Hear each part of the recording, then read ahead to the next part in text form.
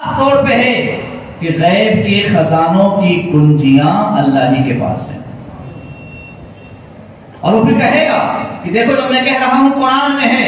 آپ کے مولانا صاحب کہتے ہیں حضور غیب جانتے ہیں, حضور کی عطا سے صحابہ بھی غیب جانتے ہیں, اولیاء بھی غیب جانتے ہیں, اور حضور کے بارے میں تو کہتے ہیں بے شمار غیوب جانتے ہیں. دیکھو قرآن میں ہے اللہ کے سوا کوئی غیب نہیں جانتا. آپ کہیں گے بات تو صحیح ہے, یہ قرآن میرے سامنے ہے, صاف صاف ہے کہ اللہ کے علاوہ کوئی کسی کو غیب نہیں معلوم. غیب کے خزانوں کی کنجیاں اللہ کے دست قدرت میں ہیں. امام صاحب تو جمعہ میں بیان کرتے ہیں حضور غیب جانتے ہیں, صحابہ غیب جانتے ہیں, اولیاء غیب جانتے ہیں. تو میں قرآن مانوں یا مولانا صاحب کی بات مانوں؟ لہذا مولانا صاحب کی بات غلط ہے, قرآن کی بات صحیح ہے.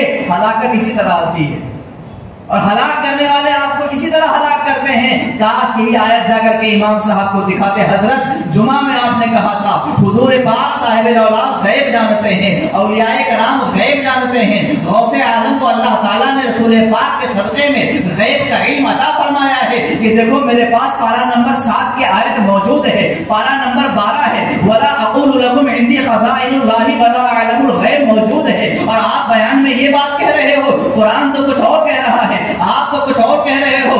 امام صاحب کہیں گے ظالم, تو نے قرآن پڑھا تو ضرور ہے, معنی سمجھ تو لیا ہے, یاد بھی کر لیا ہے, مگر قرآن پاک کی اس آیت میں جو مراد ہے, جو معنی اور مفہوم ہے, اس نے تو نے سمجھنے میں غلطی کی ہے. دیکھ جس خدا نے یہ کہا وَإِنَّهُ مَفَاتِحُ الْغَيْبِ لَا يَعْلَمُهَا إِلَّا هُوَ, اسی خدا نے پارہ نمبر 29 میں کہا عالم الغیب فلا یظہر علی غیبہ احدا الا من ارتضی من رسول. دیکھ جس خدا نے کہا وَإِنَّهُ مَفَاتِحُ الْغَيْبِ لَا يَعْلَمُهَا إِلَّا هُوَ, اسی خدا نے کہا وَعَلَّمَكَ مَا لَمْ تَكُنْ تَعْلَمُ وَكَانَ فَضْلُ اللَّهِ عَلَيْكَ عَظِيمًا.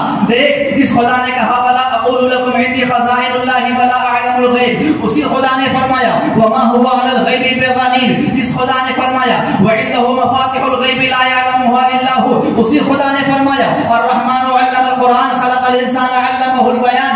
دیکھ جس خدا نے کہا وَلَا أَقُولُ لَكُمْ عِنْدِي خَزَائِنُ اللَّهِ وَلَا أَعْلَمُ الْغَيْبَ, اسی خدا نے فرمایا ہے رسول پاک جناب محمد رسول اللہ صلی اللہ علیہ وسلم کو پروردگار عالم نے بے شمار غیوب عطا فرمایا ہے. تو قرآن کی یہ بھی آیت ہے اور یہ بھی آیت ہے.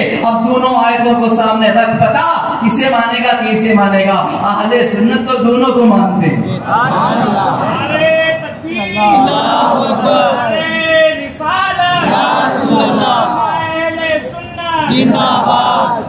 میرے عزیز ساتھی اور دوستو, آپ سمجھتے ہیں علم بڑھ رہا ہے, یہ آپ کی غلط فہمی ہے.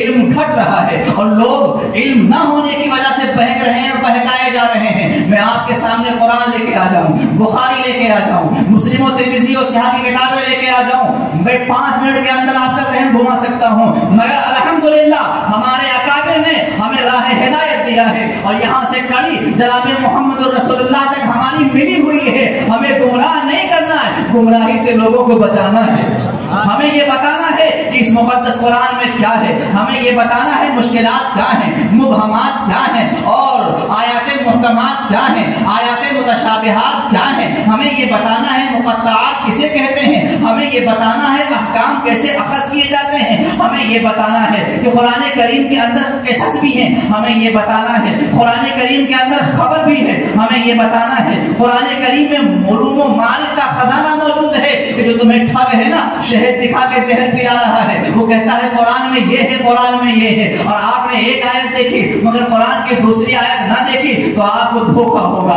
آپ سے غلطی ہوگی. کیسے؟ قرآن پاک دیکھو وَإِذْ قُلْنَا لِلْمَلَائِكَةِ اسْجُدُوا لِآدَمَ فَسَجَدُوا إِلَّا إِبْلِيسَ. اللہ نے فرمایا آدم کے لیے سجدہ کرو, فَسَجَدُوا, سب جھک گئے, إِلَّا إِبْلِيسَ. کس سے کہا تھا سجدہ کرنے کے لیے؟ وَإِذْ قُلْنَا لِلْمَلَائِكَةِ اسْجُدُوا, ملائکہ سے کہا تھا, اور کون نہیں جھکا؟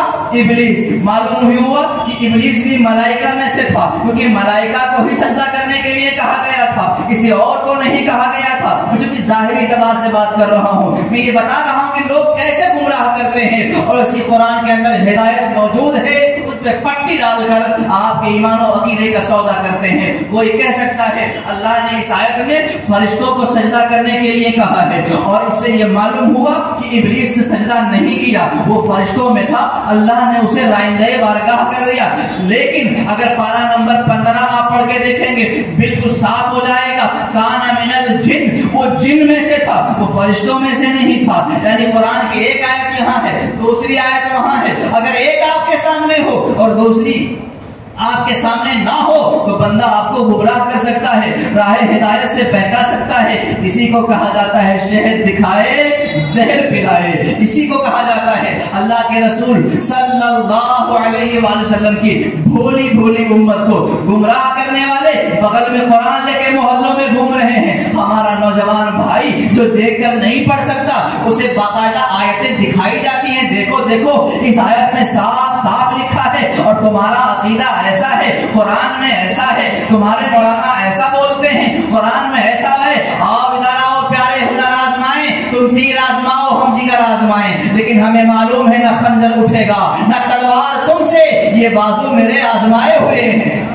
اس شہر میں کئی مرتبہ نوجوانوں کے ساتھ ایسا کیا گیا کہ باقاعدہ حدیث کی کتابیں دکھائی گئیں، قرآن کی آیتیں دکھا کر کے اہل سنت سے گمراہ بھٹکانے کی کوشش کی گئی. فقیر نے وہی کہا تھا، بلاؤ اگر وہ تمہیں قرآن دکھاتے ہیں تو ہمیں کیوں نہیں دکھاتے؟ تمہیں حدیث کی کتاب دکھاتے ہیں تو ہمیں کیوں نہیں دکھاتے؟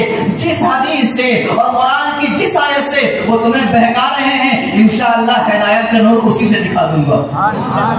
میرے پیارے بھائیوں اور عزیز ساتھیوں، اسی قرآن کے آج بات چل رہی ہے. ہمارے چند بچوں نے قرآن کریم کو حفظ کیا ہے. اللہ تبارک و تعالیٰ آپ سب کو قرآن کریم سے سچی محبت کی توفیق عطا فرمائے. میرے پیارے یہ قرآن اگر اس کے مبہمات، اس کے مشکلات کو جمع کیا جائے تو آپ حیران ہوں گے اور آپ کو فائدہ بھی یہ ہوگا کہ آپ جان سکیں گے کہ جو شخص ایک پہلو بتاتا ہے اور دوسرے پہلو کو چھپا لیتا ہے وہ